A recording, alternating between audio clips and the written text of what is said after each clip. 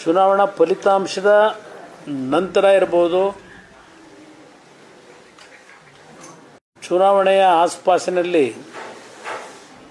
ನಡೆದಂಥ ಕೆಲವು ಅಹಿತಕರ ಘಟನೆಗಳು ಸಹ ಏನಿದೆ, ಆ ಹಿನ್ನೆಲೆಯಲ್ಲಿ ಕಾರ್ಯಕರ್ತರಲ್ಲಿ ಮತ್ತು ಜಿಲ್ಲೆಯ ಜನತೆಯಲ್ಲೂ ಸಹ ಒಂದು ರೀತಿಯ ನಿರಾಸೆ ಮತ್ತು ಯಾವ ಒಂದು ಜಿಲ್ಲೆಯ ಜನತೆ ಸನ್ಮಾನ್ಯ ನಮ್ಮ ರಾಷ್ಟ್ರೀಯ ಅಧ್ಯಕ್ಷರು ದೇವೇಗೌಡರ ಒಂದು ರಾಜಕೀಯದ ಬೆಳವಣಿಗೆಗೆ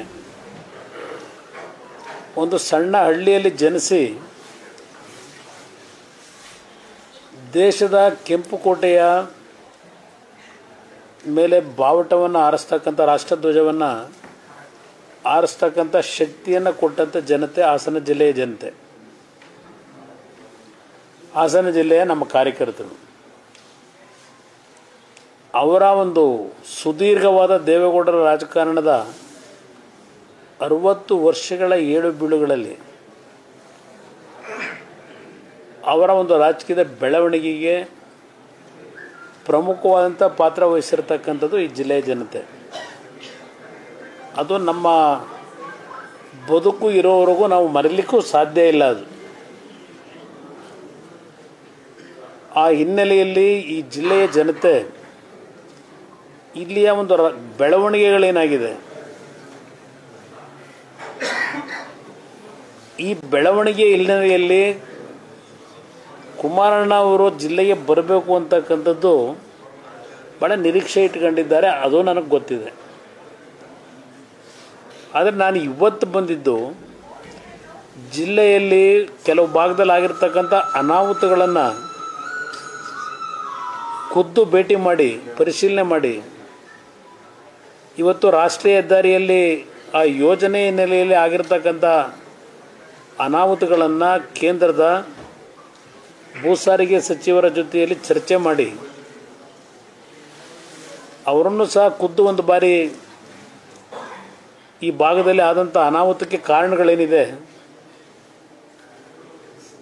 ನಮ್ಮ ರಾಷ್ಟ್ರೀಯ ಹೆದ್ದಾರಿಯ ಹಿರಿಯ ಅಧಿಕಾರಿಗಳೇನಿದ್ದಾರೆ ಅವರನ್ನು ಸಹ ಅವರ ಒಂದು ಜೊತೆಗೂಡಿ ಇಲ್ಲಿಗೆ ಬರ್ತಕ್ಕಂಥದ್ದಕ್ಕೆ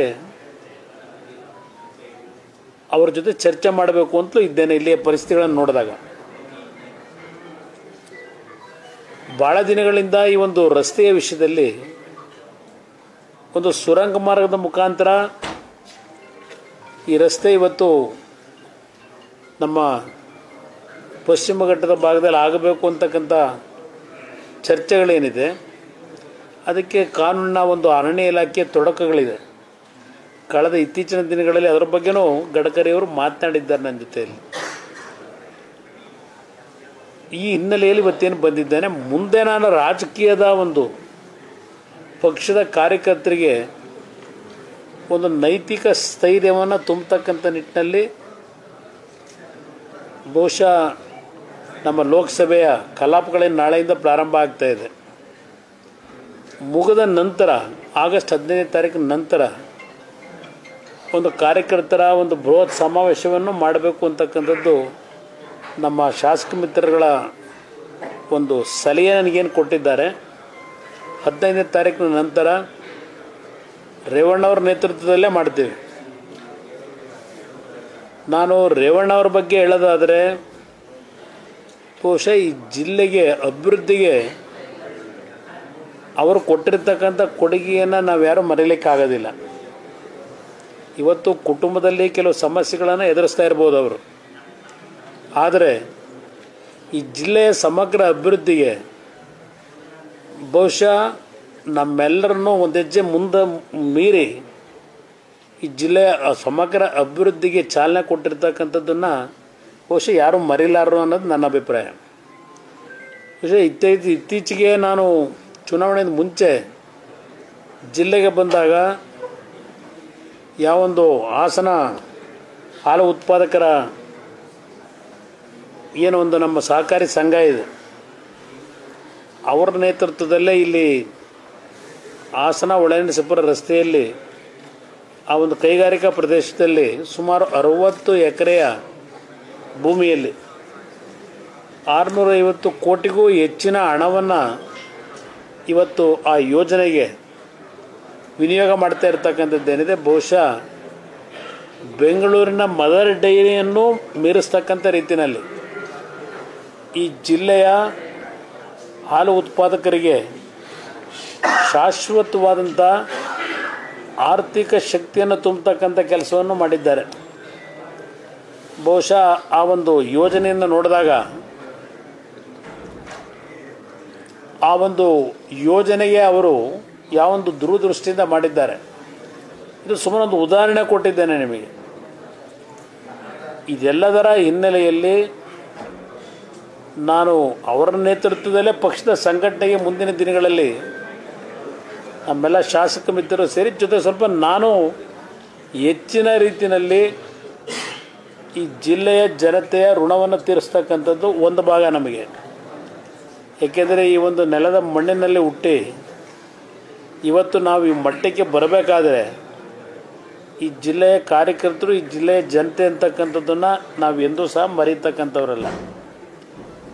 ಅದರಿಂದ ಇವತ್ತು ಏಕೆಂದರೆ ನಾವು ಮೊದಲಿಂದ ಸನ್ಮಾನ್ಯ ನಮ್ಮ ರಾಷ್ಟ್ರೀಯ ಅಧ್ಯಕ್ಷರು, ನಮ್ಮ ತಾಯಿ ಭಗವಂತನಲ್ಲಿ ಹೆಚ್ಚಿನ ಒಂದು ನಂಬಿಕೆ ಇಟ್ಟಿರ್ತಕ್ಕಂಥವ್ರು, ಶಿವನನ್ನು ಆರಾಧನೆ ಮಾಡ್ತಕ್ಕಂಥವ್ರು. ಅವರ ಒಂದು ಶಿವನ ಆರಾಧನೆಯ ಫಲ ಇರ್ಬೋದು ಮತ್ತು ಅವರ ಆಶೀರ್ವಾದ ಇರ್ಬೋದು. ಒಂದು ಕಡೆ ರಾಜಕೀಯದಲ್ಲಿ ಹಲವಾರು ರೀತಿ ಏಳು ಬೀಳುಗಳ ನಡುವೆ ಈ ಒಂದು ರಾಜಕೀಯದ ವ್ಯವಸ್ಥೆಯಲ್ಲಿ ಹಲವಾರು ರೀತಿಯಲ್ಲಿ ಈ ಒಂದು ಕುಟುಂಬವನ್ನು ಮುಗಿಸಲೇಬೇಕು ಅಂತ ಹೊರಟರು. ಆ ಭಗವಂತನ ಅನುಗ್ರಹದಲ್ಲಿ ಒಂದು ಕಡೆ ಭಗವಂತ ರಾಜಕೀಯವಾದ ಶಕ್ತಿಯನ್ನು ತುಂಬುತ್ತಾನೆ ನಮ್ಮ ನಾಡಿನ ಜನತೆಯ ಆಶೀರ್ವಾದದೊಂದಿಗೆ. ಅದೇ ರೀತಿ ಕೆಲವು ದುಃಖವನ್ನು ಸಹ ಕೊಡ್ತಕ್ಕಂಥ ಘಟನೆಗಳು ನಡೆದಿರ್ತಕ್ಕಂಥದ್ದು ನಿಜ, ನೋವಿನ ಸಂಗತಿಗಳು ನಡೆದಿದ್ದಾವೆ. ಆದರೆ ಒಂದು ಮಾತನ್ನು ಹೇಳ್ತೇನೆ, ಏನೇ ಇರಲಿ ಈ ಜಿಲ್ಲೆಯ ಸಮಗ್ರ ಅಭಿವೃದ್ಧಿಗೆ ಹಾಗೂ ಈ ಜಿಲ್ಲೆಯ ಜನತೆ ದೇವೇಗೌಡರ ಕುಟುಂಬಕ್ಕೆ ಕೊಟ್ಟಿರ್ತಕ್ಕಂಥ ರಾಜಕೀಯ ಶಕ್ತಿ ಏನಿದೆ, ಈ ಶಕ್ತಿಯನ್ನು ಈ ನಾಡಿನ ಅಭಿವೃದ್ಧಿಗೆ, ಅದರ ಜೊತೆಗೆ ನರೇಂದ್ರ ಮೋದಿಯವರು ಇವತ್ತು ಕೇಂದ್ರದಲ್ಲಿ ಪ್ರಧಾನಮಂತ್ರಿಗಳಿದ್ದಾರೆ, ಅವರ ಒಂದು ನಾಯಕತ್ವದಲ್ಲಿ ಹಲವಾರು ರೀತಿಯ ಯೋಜನೆಗಳನ್ನು ತರ್ತಕ್ಕಂಥ ತೀರ್ಮಾನಗಳೇನಾಗ್ತಾ ಇದೆ. ಒಂದು ಅವಕಾಶ ನನ್ನ ಪಾಲಿಗೂ ಸಹ ಇವತ್ತೇನು ಕೇಂದ್ರದಲ್ಲಿ ಮಂತ್ರಿಯಾಗಿ ಕೆಲಸವನ್ನು ನಿರ್ವಹಣೆ ಮಾಡ್ತಕ್ಕಂಥ ಜವಾಬ್ದಾರಿಯನ್ನು ಗೌರವಾನ್ವಿತ ಪ್ರಧಾನಮಂತ್ರಿಗಳು ನನಗೆ ನೀಡಿದ್ದಾರೆ. ಅದಷ್ಟೇ ಅಲ್ಲ, ಅಲ್ಲಿ 2 ಇಲಾಖೆಯ ಜವಾಬ್ದಾರಿಯನ್ನು ಕೊಡೋದ್ರ ಜೊತೆಗೆ ಪ್ರಮುಖವಾದಂಥ 2 ಕಮಿಟಿಗಳು, ಒಂದು ಎಕನಾಮಿಕ್ ಅಫೇರ್ಸ್ ಕಮಿಟಿ, ಮತ್ತೊಂದು ವಿಶೇಷವಾಗಿ ಈ ದೇಶದ ಅಭಿವೃದ್ಧಿಗೆ ಕೈಗೊಳ್ಳತಕ್ಕಂಥ ಕಾರ್ಯಕ್ರಮಗಳನ್ನು ರಚನೆ ಮಾಡ್ತಕ್ಕಂಥ ಒಂದು ಪ್ರಮುಖವಾದಂಥ ಒಂದು ಕಮಿಟಿ ನೀತಿ ಆಯೋಗ. ನೀತಿ ಆಯೋಗದಲ್ಲೂ ಒಂದು ವಿಶೇಷ ಆಹ್ವಾನಿತರಾಗಿ ನನಗೆ ಅವಕಾಶವನ್ನು ಕೊಟ್ಟಿದ್ದಾರೆ. ಇದೆಲ್ಲದರ ಹಿನ್ನೆಲೆಯಲ್ಲಿ ಈ ನಾಡಿನ ಸಮಗ್ರ ಅಭಿವೃದ್ಧಿ, ಈ ದೇಶದ ಅಭಿವೃದ್ಧಿಗೆ ಪ್ರಾಮಾಣಿಕವಾದಂಥ ಪ್ರಯತ್ನ ಪಡ್ತಕ್ಕಂಥದ್ದಕ್ಕೆ ದೇವೇಗೌಡರ ಮಾರ್ಗದರ್ಶನ ಏನಿದೆ ನನಗೆ. ಇವತ್ತು ಪ್ರಧಾನಮಂತ್ರಿಗಳು ದೇವೇಗೌಡರ ಮೇಲೆ ಇರ್ತಕ್ಕಂಥ ಒಂದು ವಿಶೇಷವಾದಂಥ ಅಭಿಮಾನ, ಮತ್ತು ನಾನು 2 ಬಾರಿ ಮುಖ್ಯಮಂತ್ರಿಯಾಗಿ ಕೆಲಸವನ್ನು ನಿರ್ವಹಣೆ ಮಾಡಿದಾಗ ನನ್ನ ಒಂದು ಆಡಳಿತದ ಬಗ್ಗೆ ಅವರಲ್ಲೇನು ವಿಶ್ವಾಸ ಇಟ್ಕೊಂಡಿದ್ದಾರೆ. ಆ ಹಿನ್ನೆಲೆಯಲ್ಲಿ ಇವತ್ತೇನು ಜವಾಬ್ದಾರಿ ದೊರಕಿದೆ, ಈ ಜಿಲ್ಲೆಯ ಮಣ್ಣಿನಲ್ಲಿ ಹುಟ್ಟಿರ್ತಕ್ಕಂಥದ್ದೇನಿದೆ, ನಾನು ದೇವೇಗೌಡರು ಈ ಜಿಲ್ಲೆಯಲ್ಲಿ ಹುಟ್ಟಿ ದೇಶದ ಪ್ರಧಾನಮಂತ್ರಿಗಳಾಗಿ ಹಲವಾರು ಯೋಜನೆಗಳನ್ನು ಈ ದೇಶಕ್ಕೇನು ಕೊಟ್ಟಿದ್ದಾರೆ. ಅವರ ಒಂದು ಮನಸ್ಸಿನಲ್ಲಿದ್ದಂಥ ಹಲವಾರು ಯೋಜನೆಗಳು ಈಗಾಗಲೇ ನರೇಂದ್ರ ಮೋದಿಯವರ ನೇತೃತ್ವದಲ್ಲಿ ನಡೀತಾ ಇದೆ. ದೇವೇಗೌಡರ ನಿರೀಕ್ಷೆ ಮತ್ತು ನನ್ನ ರಾಜ್ಯದ ಜನತೆಯ ನಿರೀಕ್ಷೆಗೆ ಪ್ರಾಮಾಣಿಕವಾದಂಥ ಕೆಲಸವನ್ನು ಈ ಹುದ್ದೆಗಳ ಮುಖಾಂತರ ಮಾಡಲಿಕ್ಕೆ ಪ್ರಯತ್ನ ಪಡ್ತೀನಿ. ಇದು ನಾನು ಇವತ್ತು ಕೇಂದ್ರದಲ್ಲಿ ಮಂತ್ರಿ ಆಗಿರ್ತಕ್ಕಂಥ ಹಿನ್ನೆಲೆಯಲ್ಲಿ ನಾಡಿನ ಜನತೆಗೆ ನಾನು ಹುಟ್ಟಿ ಬೆಳೆದಿರ್ತಕ್ಕಂಥ ಈ ಮಣ್ಣಿನ ನೆಲದಲ್ಲಿ ನಾಡಿನ ಜನತೆಗೆ ಒಂದು ಭರವಸೆ ಕೊಡಲಿಕ್ಕೆ ನಾನು ಪ್ರಯತ್ನ ಪಡ್ತಾ ಇದ್ದೇನೆ ಅಷ್ಟೇ. ನಿಮ್ಮ ಮುಂದೆ ನಿಮ್ಮ ಮುಖಾಂತರ ಐ ಐ ಟಿ ಇಲ್ಲ, ಆಮೇಲೆ ಅವೆಲ್ಲ ಚರ್ಚೆ ಮಾಡೋದು. ಐ ಟಿ ಇದೆಲ್ಲ ಕಾರಣ ಅಂತ ಏನು ತೊಂದರೆ ಇಲ್ಲ. ಇದು ಒಂದು ಭಾಗ.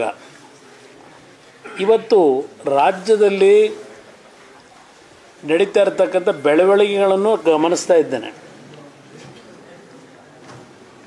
ಇತ್ತೀಚೆಗೆ ವಿಧಾನಸಭೆ ಅಧಿವೇಶನ ಏನು ನಡೀತಾ ಇದೆ, ಅಧಿವೇಶನದಲ್ಲಿ ಈಗಿನ ಸರ್ಕಾರದ ಹಲವಾರು ಅಕ್ರಮಗಳು, ಆ ಅಕ್ರಮಗಳನ್ನು ಇವತ್ತು ಸಮಜಾಯಿಷಿ ಕೊಡ್ತಕ್ಕಂಥದ್ದು ಎಷ್ಟು ಕಸರತ್ತು ನಡೀತಾ ಇದೆ ಈ ಸರ್ಕಾರದಿಂದ, ಈ ರಾಜ್ಯದ ಮುಖ್ಯಮಂತ್ರಿಗಳಿಂದ. ಅದಷ್ಟೇ ಅಲ್ಲ, ಈ ಮುಖ್ಯಮಂತ್ರಿಗಳಿಗೆ ಉತ್ತರ ಕೊಡಲಿಕ್ಕಾಗದೆ ಒಂದು ದಿನ 4 ಜನ ಮಂತ್ರಿಗಳ ಮುಖಾಂತರ ಸಮಜಾಯಿಷಿ ಕೊಡ್ತಾರೆ. ಈ ರಕ್ಷಣೆಯನ್ನು ಯಾವ ರೀತಿ ಪಡ್ಕೊಳ್ಳಲಿಕ್ಕೆ ಪಾಪ ಅವರ ಪ್ರಯತ್ನ ನೋಡಿದಾಗ ನಿಜಕ್ಕೂ ಇಂಥ ಒಂದು ಪರಿಸ್ಥಿತಿ ಬರಬಾರದಾಗಿತ್ತು ರಾಜ್ಯದ ಮುಖ್ಯಮಂತ್ರಿಗೆ ಅನ್ನೋದು ನನ್ನ ಅಭಿಪ್ರಾಯ.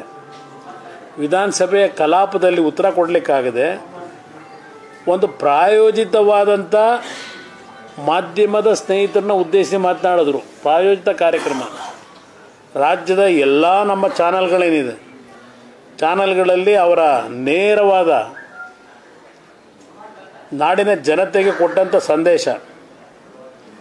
187 ಕೋಟಿ ಎಲ್ಲ ದುಡ್ಡು ನುಂಗಾಕಿರೋದು, 94 ಕೋಟಿ ಅಂತೇಳಿ ಪಾಪ ಅವ್ರು ಏನು ಹೇಳ್ತಾರೆ, 94 ಕೋಟಿ ತಿಂದರೂ ಭ್ರಷ್ಟಾಚಾರವೇ, 90 ಕೋಟಿ ತಿಂದರೂ ಭ್ರಷ್ಟಾಚಾರ, 90 ರೂಪಾಯಿ ತಿಂದರೂ ಭ್ರಷ್ಟಾಚಾರವೇ, 94 ಕೋಟಿ ಅಷ್ಟೇ ಅಕ್ರಮ ಅಂತಕ್ಕಂಥದ್ದು ಏನು ಹೇಳ್ತಾರೆ.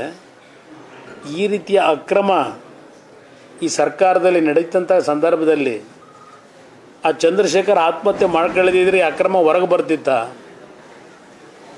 ಇವತ್ತು ಹೇಳಿಕೆ ಕೊಟ್ಟಿದ್ದಾರೆ, ರಾಜ್ಯದಲ್ಲಿರ್ತಕ್ಕಂಥ ಎಲ್ಲ ಅಭಿವೃದ್ಧಿ ನಿಗಮಗಳೇನಿದ್ದಾವೆ ಆ ನಿಗಮಗಳಿಗೆ ಇನ್ನು ದುಡ್ಡನ್ನು ನಾವು ಕೊಡೋದಿಲ್ಲ, ಇನ್ನು ಖಜಾನೆಯಿಂದಲೇ ನಾವು ನೇರವಾಗಿ ಕೊಡ್ತಕ್ಕಂಥ ವ್ಯವಸ್ಥೆ ತರ್ತೀವಿ, ನಿಗಮಕ್ಕೆ ಕೊಟ್ಟಿರ್ತಕ್ಕಂಥ ಹಣವನ್ನು ಖಜಾನೆಗೆ ವಾಪಸ್ಸು ವರ್ಗಾಯಿಸಲಿಕ್ಕೆ ಹೇಳ್ತಾ ಇದ್ದೇವೆ ಅಂತೇಳಿ ಇವತ್ತು ಅಧಿಕಾರಿಗಳು ಹೇಳಿಕೆ ಕೊಟ್ಟಿದ್ದಾರೆ.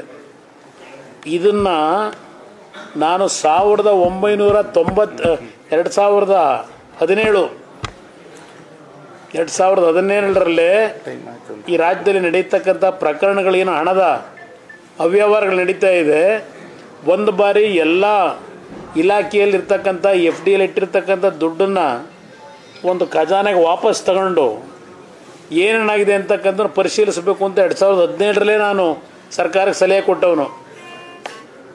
ಇವತ್ತು ಇವರು ಮಾಡಿರ್ತಕ್ಕಂಥ ತಪ್ಪನ್ನು ಮುಚ್ಕೊಳ್ಳಲಿಕ್ಕೆ 21 ಹೊಸ ಚಾರ್ಜಸ್ ಏನು ಮಾಡಿದ್ದಾರೆ BJP ಸ್ನೇಹಿತರುಗಳ ಮೇಲೆ. ನಾಚಿಕೆ ಆಗಬೇಕು ಈ ಸರ್ಕಾರಕ್ಕೆ. 2013ರಿಂದ ಇದೇ ಸಿದ್ದರಾಮಯ್ಯನವರು ಮುಖ್ಯಮಂತ್ರಿಗಳಾಗಿ 5 ವರ್ಷ ಆಡಳಿತ ನಡೆಸಿದ್ದಾರೆ. ಕಳೆದ 1.25 ವರ್ಷದಿಂದ ಆಡಳಿತ ನಡೆಸ್ತಾ ಇದ್ದಾರೆ. ಯಾತಕ್ಕೆ ಅಕ್ರಮಗಳು ಈಗ ನೀವೇನು ಹೇಳ್ತಾ ಇದ್ದೀರಿ? 2010 2011 ಈಗೇನು ಹೇಳ್ತಾ ಇದ್ದೀರಿ? ವಿರೋಧ ಪಕ್ಷದ ನಾಯಕರಾಗಿ ಈ ವಿಷಯಗಳು ಅವತ್ತು ನಿಮಗೆ ಗಮನಕ್ಕೆ ಬಂದಿರಲಿಲ್ಲವೇ? ಇವತ್ತು ಈ ಪ್ರಕರಣಗಳನ್ನು ಮುಚ್ಚಾಕೊಳ್ಳಲಿಕ್ಕೆ ನೀವು ಮಾಡಿರ್ತಕ್ಕಂಥ ಅಕ್ರಮಗಳನ್ನು ಇದೆಲ್ಲವನ್ನು ತನಿಖೆ ನಡೆಸ್ತೀವಿ ಅಂತ ಇವತ್ತು ನೀವೇನು ಹೇಳ್ತಾ ಇದ್ದೀರಿ? ಯಾವ ತನಿಖೆ ನಡೆಸ್ತೀರಿ ನೀವು? ಎಲ್ಲಿಂದ ತನಿಖೆ ಮಾಡಿ ಯಾರ ಮೇಲೆ ಆ್ಯಕ್ಷನ್ ತಗೋತೀರಿ? ಅರ್ಕಾವತಿ ಬಡಾವಣೆ 3000 ಎಕರೆ ಅವತ್ತು ನೋಟಿಫೈ ಮಾಡಿ ಎಷ್ಟು ಎಕರೆ ಉಳಿಸಿ ಎಷ್ಟು ಜನಕ್ಕೆ ಸೈಟ್ ಕೊಟ್ಟಿದ್ದೀರಿ? ಆ ರೀಡು ಮಾಡಿದ್ರಲ್ಲ, ಆ ರೀಡುನಲ್ಲಿ ನಿಜವಾದ ರೈತರು ಭೂಮಿ ಯಾವುದನ್ನು ವಶಪಡಿಸ್ಕೊಂಡಿದ್ರಿ ಬಡಾವಣೆ ನಿರ್ಮಾಣಕ್ಕೆ, ಆ ರೀಡು ಹೆಸರಿನಲ್ಲಿ ಎಷ್ಟು ಜನ ನಮ್ಮ ರೈತರ ಭೂಮಿ ಕಳ್ಕೊಂಡಿದ್ರು ಅವರಿಗೆ ವಾಪಸ್ ಕೊಟ್ಟಿದ್ದೀರಿ? ಇಡೀ ಜನಗಳ ಮುಂದೆ ಕೆಂಪಣ್ಣ ಆಯೋಗ ಮಾಡಿದ್ರಲ್ಲ, ಆಯೋಗದ ವರದಿ ಎಲ್ಲೋಯ್ತು? ನೀವು ಇದೆಲ್ಲ ಮಾಡ್ಬೋದಾಗಿತ್ತು ಅಂತಾರೆ. ನಾನು 18ರಲ್ಲಿ ಮುಖ್ಯಮಂತ್ರಿ ಆಗಿದ್ದು, ನಾನು ಸ್ವತಂತ್ರವಾದ ಸರ್ಕಾರ ನನ್ನ ಕೈಲಿ ಜನ ಕೊಡಲಿಲ್ಲ. ನಿಮ್ಮ ಜೊತೆನೇ ಸೇರಿ ಸರ್ಕಾರ ಮಾಡಬೇಕಾಗಿತ್ತು. ನಾನೆಲ್ಲಿ ಅದನ್ನು ವರದಿ ನನ್ನ ಕೈ ಕೊಡ್ಲಿಕ್ಕೆ ನೀವು ಬಿಡಬೇಕಲ್ಲ. ಪ್ರತಿಯೊಂದಕ್ಕೂ ನಮ್ಮ ಇಲಾಖೆಗೆ ನೀವು ಇಂಟರ್ಫಿಯರ್ ಆಗಬೇಡಿ ಅಂತ ಹೇಳ್ಕೊಂಬಂದಂಥವ್ರು ಪಾಪ ನೆನ್ನೆ ಹೇಳಿದ್ದಾರೆ ನಮ್ಮ ಕನಕಪುರದವರು. ಈಗ ಬೆಂಗಳೂರು ಗ್ರ್ಯಾಂಡ್ ಬೆಂಗಳೂರು ಮಾಡೋರು, ಕುಮಾರಸ್ವಾಮಿನ 39 ಜನ ಗೆದ್ದಿದ್ರು, ಅವ್ರನ್ನ ಮುಖ್ಯಮಂತ್ರಿ ಮಾಡೋದು. ದೇವೇಗೌಡರು 16 ಸೀಟ್ ಗೆದ್ದಿದ್ರು, ಅವ್ರನ್ನ ಪ್ರಧಾನಮಂತ್ರಿ ಮಾಡೋದು. ತೆಗೆದಿದ್ದು ಯಾರು ಅಂತ ಹೇಳ್ಬೇಕಲ್ಲ. 39 ಜನ ಗೆದ್ಕೊಂಡು ನಾನು ಮುಖ್ಯಮಂತ್ರಿ ಮಾಡಿ ಅಂತ ನಿಮ್ಮ ಹತ್ರ ಬಂದವನ ನಾನು? ದೇವೇಗೌಡರಿಗೆ ನಿಮ್ಮ ಹತ್ರ ಬಂದವರ? ಅವತ್ತು ಜನತಾದಳದಲ್ಲಿ 54 ಜನ ಗೆದ್ದಿದ್ರು, ಕರ್ನಾಟಕದಿಂದ 16 ಜನ ಗೆದ್ದಿದ್ರು. ದೇವೇಗೌಡರು ಪ್ರಧಾನಮಂತ್ರಿ ಆಗೋ ಕಾರಣ ಕಮ್ಯುನಿಸ್ಟ್ನವರು ಬೇರೆ ಬೇರೆ ನಮ್ಮ ದೇಶದ ಪ್ರಾದೇಶಿಕ ಪಕ್ಷಗಳು 190 180 ಜನ ಗೆದ್ದು ಅವರ ತೀರ್ಮಾನದ ಮೇಲೆ ಆಗಿದ್ದು, ನಿಮ್ಮಿಂದ ಆಗಿದ್ದ? ದೇವೇಗೌಡರು ಏನು ತಪ್ಪು ಮಾಡಿದ್ದು ತೆಗೆದವ್ರು ಯಾರು? ಒಬ್ಬ ಕನ್ನಡಿಗನ್ನ. ಕುಮಾರಸ್ವಾಮಿ ತೆಗೆದವ್ರು ಯಾರು? ಏನು ನಾನು ಮಾಡಿದ ತಪ್ಪಿಗೆ ತೆಗೆದ್ರ ನೀವು ನನ್ನ? ಇವೆಲ್ಲ ಅದೆಲ್ಲ ಒಂದು ಭಾಗ. ಅದರಿಂದ ಈ ಸರ್ಕಾರ ಇವತ್ತು 21 ಹೊಸ ಅಕ್ರಮಗಳ ಬಗ್ಗೆ, ಭ್ರಷ್ಟಾಚಾರದ ಬಗ್ಗೆ ತನಿಖೆ ನಡೆಸ್ತೀವಿ ಅಂತ ಮುಖ್ಯಮಂತ್ರಿಗಳು ಪಾಪ ಮೊದಲನೇ ಬಾರಿಗೆ ವಿಧಾನಸಭೆ ಕಲಾಪದಲ್ಲಿ ಉತ್ತರ 10 ಪುಟವೋ 20 ಪುಟವೋ ಯಾವ ವಕೀಲನ ಕೈ ಬರೆಸ್ಕೊಂಡ್ರೋ ಓದ್ತಕ್ಕಂಥ ಒಂದು ಪರಿಸ್ಥಿತಿಗೆ ಉತ್ತರವನ್ನು ಈ ರಾಜ್ಯದಲ್ಲಿ ಕಂಡಂಥದ್ದು ಇದೇ ಮೊದಲನೇ ಬಾರಿಗೆ ರಾಜ್ಯದಲ್ಲಿ. ಅದಷ್ಟೇ ಅಲ್ಲ, 4 ಗಂಟೆ ಮೇಲೆ ಪಾಪ ಮಾಧ್ಯಮದ ಸ್ನೇಹಿತರ ಮುಂದೆ ಪ್ರಾಯೋಜಿತ ಕಾರ್ಯಕ್ರಮವನ್ನು ನಡೆಸ್ಕೊಟ್ಬಿಟ್ರು. ಇಲ್ಲಿ ಉತ್ತರ ಕೊಡೋಕ್ಕಾಗದೆ. ಇನ್ನು ಮೈಸೂರು ಮೂಡಾದ್ದು ಅಷ್ಟೆಲ್ಲ ತಪ್ಪು ಮಾಡಿ ಈಗ ಹೇಳ್ತಾ ಇದ್ದಾರೆ. ನನಗೇನ್ರಿ ಗೊತ್ತು? ನಮ್ಮ ಬಾಮೈದ ಅವನೇನೋ ತಪ್ಪು ಮಾಡೋದು ನಾನೇನ್ರಿ ಉತ್ತರ ಕೊಡಬೇಕು? ಅವನೇನೋ ತಪ್ಪು ಮಾಡವನೇ ಅಂತ ಈಗ ಬಾಮೈದಿಂದ ಹೇಳ್ತಾವ್ರೆ. ಬಾಮೈದಿಂದ ಆಗಿರೋ ತಪ್ಪು ಅಂತೇಳಿ ಆ ಭೂಮಿ ಬಾಮೈದ ತಗೊಳ್ಳೋಕ್ಕೂ ಅವಕಾಶ ಇತ್ತಾ? ಯಾರ ಭೂಮಿ ಅದು? ನಾನು ದಲಿತರ ಭೂಮಿ, ದಲಿತರು ಅಂತ ಹೇಳಂಗಿಲ್ವಲ್ಲ, ಪರಿಶಿಷ್ಟರು, ಪರಿಶಿಷ್ಟ ಜಾತಿ, ಪರಿಶಿಷ್ಟ ವರ್ಗ. ಯಾಕೆಂದ್ರೆ ನೆನ್ನೆ ಅದು ನಡೆದೋಗಿದೆ ಚರ್ಚೆಯಲ್ಲಿ ವಿಧಾನಸಭೆಯಲ್ಲಿ. ಅಹಿಂದ ಅಂತ ಯಾಕೆ ಹೆಸರಿಟ್ಕೊಂಡವ್ರೆ? ಎಷ್ಟೋರಿಂದ ಇಟ್ಕೊಂಬಂದವ್ರು ಅಹಿಂದ ಹೆಸರು? ಅಹಿಂದದ್ದು ಬಿಡಿಸೇಳಬೇಕಲ್ಲ ಅವರಲ್ಲಿ. ಅದು ಪಾಪ ಅವರಿಗೆ ಅಹಿಂದ ಹೆಸರಿಟ್ಕೊಂಡು ನಮ್ಮ ಪರಿಶಿಷ್ಟ ಜಾತಿಯವರಿಗೆ ಅವಮಾನ ಮಾಡಿಲ್ಲ. ಉದ್ಧಾರ ಮಾಡಿರಿ ಒಬ್ಬರೇ ಅಂತ 39,000 ಕೋಟಿ ಕೊಟ್ಟಿದ್ದೀನಿ ಅಂತ. ಆ 39,000 ಕೋಟಿಲಿ ಆ ಪರಿಶಿಷ್ಟಕ್ಕೆ ದುಡ್ಡು ಎಷ್ಟು ಕೊಟ್ಟಿದ್ದೀರಿ ಅವರ ಕುಟುಂಬಗಳು ಉದ್ಧಾರ ಮಾಡೋಕ್ಕೆ? ಅವರ ಹೆಸರಿನಲ್ಲಿ ಎಷ್ಟು ದುಡ್ಡನ್ನ ಲೂಟಿ ಹೊಡೆದಿದ್ದೀರಿ? ಇದು ಈ ರಾಜ್ಯ ಸರ್ಕಾರ ನಡೀತಾ ಇರತಕ್ಕಂಥದ್ದಿಲ್ಲ. ಮೂಢ ಪ್ರಕರಣಕ್ಕೆ ಯಾರೋ ಒಬ್ಬರನ್ನೀಗ ಇದು ನಿವೃತ್ತ ನ್ಯಾಯಾಧೀಶರ ತನಿಖೆ ಅಂತೆ. ಯಾರು ಕೇಳಿದ್ದಾರೆ ಇವ್ರನ್ನ? ಕೆಂಪಣ್ಣ ಆಯೋಗ ತನಿಖೆ ವರದಿನೇ ಇಡಲಿಲ್ಲ. ಅದು ಇಲ್ಲಿ ನೈಸ್ದು BMIC ಪ್ರಾಜೆಕ್ಟ್ದು ನಿಮ್ಮ ಕಾನೂನು ಸಚಿವರು ಕೊಡ್ತಾರೆ ಸದನ ಸಮಿತಿ ರಿಪೋರ್ಟು. 8 ವರ್ಷ ಆಯಿತು, 7 ವರ್ಷ ಸದನ ಸಮಿತಿ ರಿಪೋರ್ಟ್ ಕೊಟ್ಟು ಜಯಚಂದ್ರ CBI ಕೊಡಬೇಕು, ಇವ್ರ ಮೇಲೆ ಆ್ಯಕ್ಷನ್ ತಗೋಬೇಕು. 760 ಎಕರೆ ಭೂಮಿ ಹೆಚ್ಚಿಗೆ ನಾವು ಕೊಟ್ಟುಬಿಟ್ಟಿದ್ದೀವಿ, ಈ ಪ್ರೋಗ್ರಾಮ್ನೇ ಸ್ಕ್ರ್ಯಾಪ್ ಮಾಡಬೇಕು ಅಂತ ಕೊಟ್ಟರು. ಎಲ್ಲಿಟ್ಟಿದ್ದೀರಿ ಆ ವರದಿ? ಗ್ರೇಟರ್ ಬೆಂಗಳೂರು ಮಾಡೋ ಮಹಾನ್ ನಾಯಕರು ನಿಮ್ಮ ಮನೇಲಿ ಇಟ್ಕೊಂಡಿದ್ದೀರಾ ವರದಿಯ? ಯಾರ ಮನೇಲಿ ಇಟ್ಕೊಂಡಿದ್ದೀರಿ? ಈಗ ಅದು ಎಂಥದ್ದು ನೈಸ್ ರೋಡಲ್ಲಿ ಇದು ಕಟ್ತಾರಂತೆ. ಎಂಥದ್ದು ಬೆಂಗಳೂರು ನಗರ ನೋಡೋಕೆ, ವೀಕ್ಷಣೆ ಮಾಡೋಕ್ಕೆ. ಟವರ್ ಅದೆಂಥದ್ದು? ಅದೆಂಥ tower? Eiffel tower, Paris type ಇಲ್ಲಿ ಕಟ್ತಾರಂತೆ ಈ ನೈಸ್ ರೋಡ್ ರಸ್ತೆಯಲ್ಲಿ. ಅವೆಲ್ಲ ಆಸ್ತಿ ಯಾರು ಬರ್ಸ್ಕೊಂಡವ್ರು? ಈಗ ಯಾರು ಸೂಪರ್ದಲ್ಲಿ ಇಟ್ಕೊಂಡಿದ್ದೀರಿ? ಇದೆಲ್ಲ ದೊಡ್ಡ ಇತಿಹಾಸ. ಈಗ ಅದೇಂಥದ್ದು ನಿಮ್ಮ ಇದೆಯಲ್ಲ ವೇಸ್ಟ್ ಮ್ಯಾನೇಜ್ಮೆಂಟಿಗೆ ಇಂಥದ್ದು 4 ಭಾಗದಲ್ಲಿ ಟೆಂಡರ್ ಕರಿತೀರಂತಲ್ಲಪ್ಪ. ಏನೋ ಓಪನ್ ಚರ್ಚೆಗೆ ತಯಾರಾಗವ್ರಂತೆ. ಪಾಪ ಏನು ದಾನ ಧರ್ಮ ಮಾಡೋದವ್ರಂತೆ ಇವ್ರು. ನೆನ್ನೆ ಎಲ್ಲ ಕೇಳ್ತಾ ಇದ್ದೆ, ದಾನ ಧರ್ಮ ಮಾಡಿ ಬಂದವರಂತೆ. ಭಾಳ ನೀತಿವಂತರು. ಅದರಿಂದ ಇವೆಲ್ಲ ಚರ್ಚೆ ಮಾಡ್ತೀನಿ. ಇವತ್ತು ಸಿದ್ದರಾಮಯ್ಯನವರಿಗೆ ನಿಮ್ಮ ಮೂಡಾದ ಇದೆಯಲ್ಲ,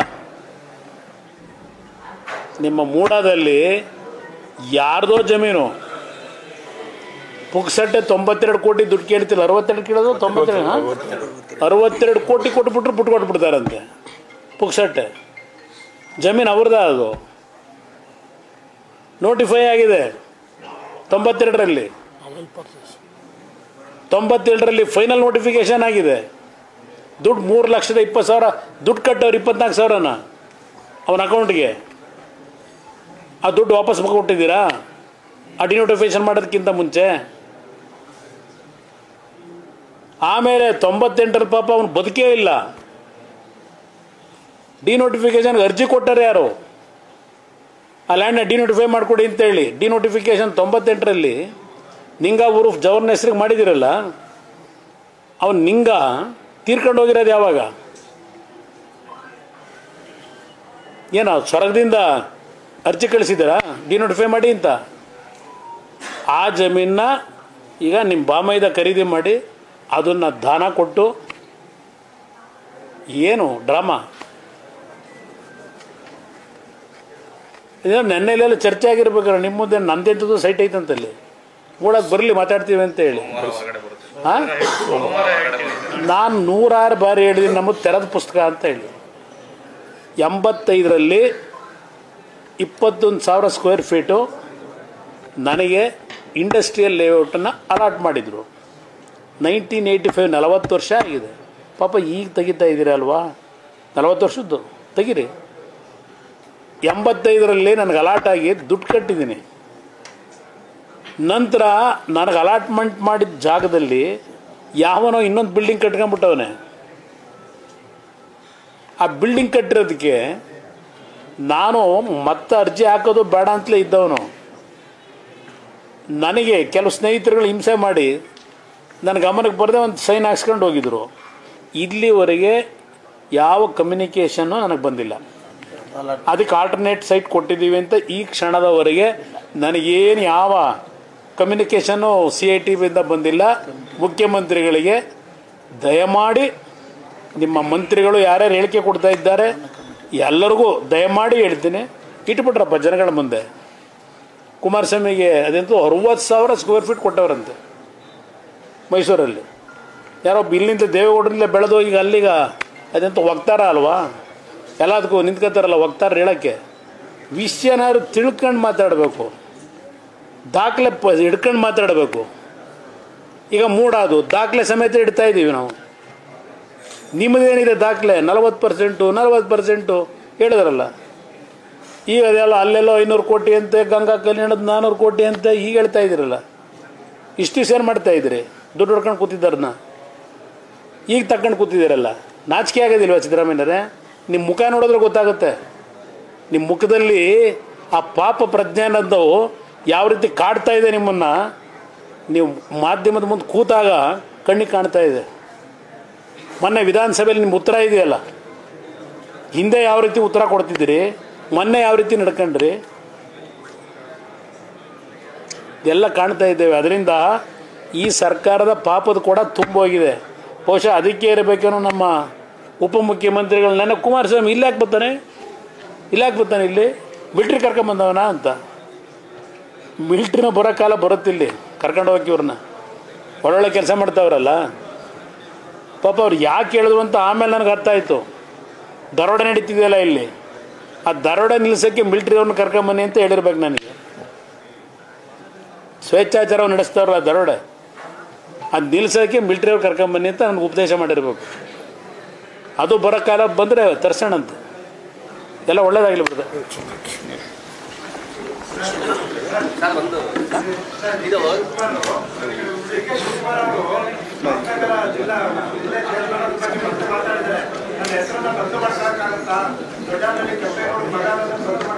ಈಗ ರಾಮನಗರ ಬದಲಾವಣೆ ಮಾಡೋಕ್ಕಾಗತ್ತಾ?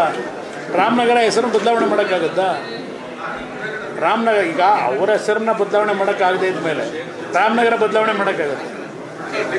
ಲೇಟಾಗಿದೆ ನಿಮಿಷ. ಈಗ ಅದೆಲ್ಲ ಏನು ತಲೆ ಕೆಡಿಸ್ಕೊಳ್ಳೋ ಅವಶ್ಯಕತೆ ಇಲ್ಲ. ಏನು ಗ್ರೇಟರ್ ಬೆಂಗಳೂರು ಇದೆಯಲ್ಲ, ಏನೋ ದಿನ ಹೇಳ್ತಾರಲ್ಲ ಬ್ರ್ಯಾಂಡ್ ಬೆಂಗಳೂರು, ಗ್ರೇಟರ್ ಬೆಂಗಳೂರು. ಈಗಾಗಲೇ ರಾಮನಗರ ಜಿಲ್ಲೆ ರಾಮನಗರದ ಡೆವಲಪ್ಮೆಂಟು ಯಾವ ರೀತಿ ಆಗಿದೆ, ಏನು ಇವರಿಂದ ಆಯಿತಾ? ಇವರು 89ರಲ್ಲಿ MLA ಅಲ್ವಾ ಸಾತ್ನೂರಿನಲ್ಲಿ? ಯಾಗಿತ್ತು ಸಾತ್ನೂರು? ಕನಕಪುರ ಆಗಿತ್ತು? ಯಾರಿಂದ ಅಭಿವೃದ್ಧಿ ಆಯಿತು? ಮಾಹಿತಿಗಳಿಲ್ವಾ? ಇವರು ಬ್ರ್ಯಾಂಡ್ ಬೆಂಗಳೂರು ಇಟ್ಟೀಗ ಇಂಪ್ರೂವ್ ಮಾಡಬೇಕಾ?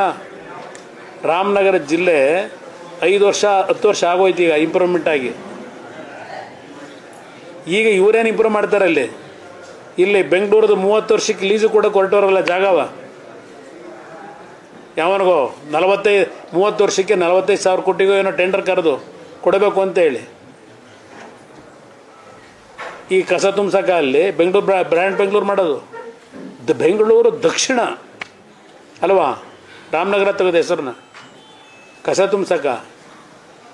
ಕಸ ತುಂಬಿಸಬೇಕು ಇಲ್ಲ ಅಂತ ಹೇಳಲ್ಲ, ಕಸ ತೆಗಿಲೇಬೇಕಲ್ಲ. ಬೆಂಗಳೂರು ದಕ್ಷಿಣ ಮಾಡೋದು ಇಲ್ಲಿ 30 ವರ್ಷಕ್ಕೆ ಲೀಸಿಗೆ ಕೊಟ್ಟು ಯಾವನ್ನೊಬ್ಬನ ಕರ್ಕೊಂಬಂದು ಮಾಡೋಕ್ಕೆ ಹೊರಟಿದ್ದೀರಲ್ಲ ಹೊರ ರಾಜ್ಯದಿಂದ, ಬ್ಲ್ಯಾಕ್ ಲಿಸ್ಟ್ನಾಗಿರೋರನ್ನ. ಸುಮ್ಮನೆ ಹೇಳ್ತಾ ಇಲ್ಲ ನಾನು ಇದನ್ನು ಬಾಯಿ ಚಪ್ಪಲಿಕ್ಕೆ.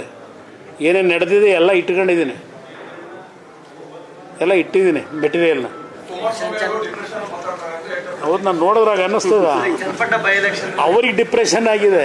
ಕುಮಾರಸ್ವಾಮಿ ಒಂದೊಂದು ಮಾತು, ಕುಮಾರಸ್ವಾಮಿಗೆ ಇವತ್ತು ದೆಹಲಿನಲ್ಲಿ ನರೇಂದ್ರ ಮೋದಿಯವರ ನಾಯಕತ್ವದಲ್ಲಿ ಪ್ರತಿನಿತ್ಯ ಒಂದಲ್ಲ ಒಂದು ರೀತಿ ಗೌರವ ಕೊಡ್ತಾ ಇರ್ತಕ್ಕಂಥದ್ದು ಇದೆಯಲ್ಲ, ಅದು ನೋಡಿ ಇವರೆಲ್ಲ ಡಿಪ್ರೆಷನ್ಗೆ ಹೋಗೋವ್ರೀಗ.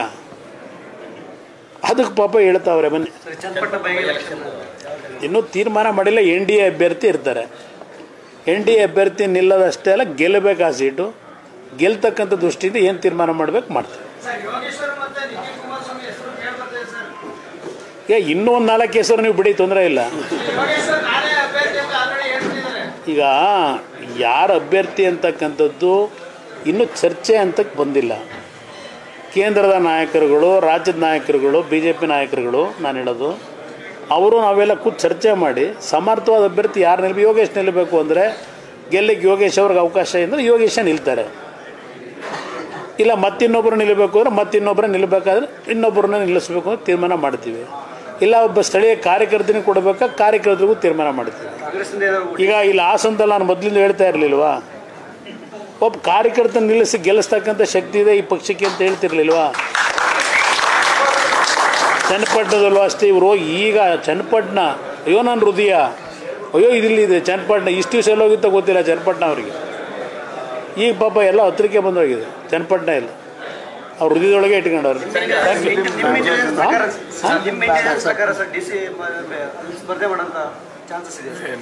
ಇಲ್ಲ, ನನಗೆ ಗೊತ್ತಿಲ್ಲ. ಅವ್ರು ಯಾರನ್ನ ಬೇಕಾದ್ರೆ ನಿಲ್ಲಿಸ್ಕೊಳ್ಳಿ.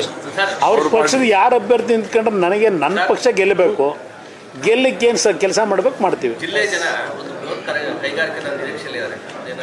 ನೋಡೋಣ. ಈಗ ನಾನಿನ್ನು 1 ತಿಂಗಳು ಮುಖ್ಯಮಂತ್ರಿಯಾಗಿ 1 ತಿಂಗಳಾಗಿದೆ. ಸಾರಿ ಕೇಂದ್ರದ ಮಂತ್ರಿಯಾಗಿ ನಾನು ಇಲಾಖೆಯ ಒಂದು ರಿವ್ಯೂ ಮೀಟಿಂಗ್ಗಳು ಮಾಡ್ತಾ ಇದ್ದೇನೆ. ಹಲವಾರು ಕಾರ್ಖಾನೆಗಳು ದೇಶದಲ್ಲಿ ಮುಚ್ಚಿದ್ದಾವೆ. ಹಲವಾರು ರೀತಿಯಲ್ಲಿ ಇವತ್ತು ಅಭಿವೃದ್ಧಿಗೆ ಪೂರಕವಾದಂಥ ಚಿಂತನೆಗಳು ಪ್ರಧಾನಮಂತ್ರಿಗಳಿಂದ ನಡೀತಾ ಇದೆ. ಹಲವಾರು ಅವಕಾಶಗಳಿದೆ. ಬರೀ ಹಾಸನ ಜಿಲ್ಲೆ ಅಷ್ಟೇ ಅಲ್ಲ, ರಾಜ್ಯದ ಹಲವಾರು ಪ್ರದೇಶದಲ್ಲಿ ಕೈಗಾರಿಕೆಗಳು ತರಬೇಕು ಅಂತಕ್ಕಂಥದ್ದು ನನ್ನಲ್ಲೇ ಕೆಲವು ಯೋಜನೆಗಳನ್ನೇನು ಆಗ್ತಾ ಇದ್ದೇನೆ. ಸ್ವಲ್ಪ ಸಮಯ ಬೇಕು. ಒಂದು 5-6 ತಿಂಗಳಾದರೂ ನನಗೆ ಸಮಯ ಬೇಕಿದೆ. ಹಲವಾರು ಯೋಜನೆಗಳಿಗೆ, ಅದು ಬರೀ ಕರ್ನಾಟಕ ಅಷ್ಟೇ ಅಲ್ಲ, ಇಡೀ ದೇಶದಾದ್ಯಂತ ಇವತ್ತು ಹಲವಾರು ಪ್ರದೇಶದಲ್ಲಿ ಕಾರ್ಖಾನೆಗಳನ್ನು ಯಾವ್ಯಾವ ರೀತಿ ತರಬೇಕು ಅನ್ನೋದ್ರ ಬಗ್ಗೆ ದಿನಕ್ಕೆ 10-15 ಮೀಟಿಂಗ್ ಮಾಡ್ತಾಯಿದ್ದೀನಿ.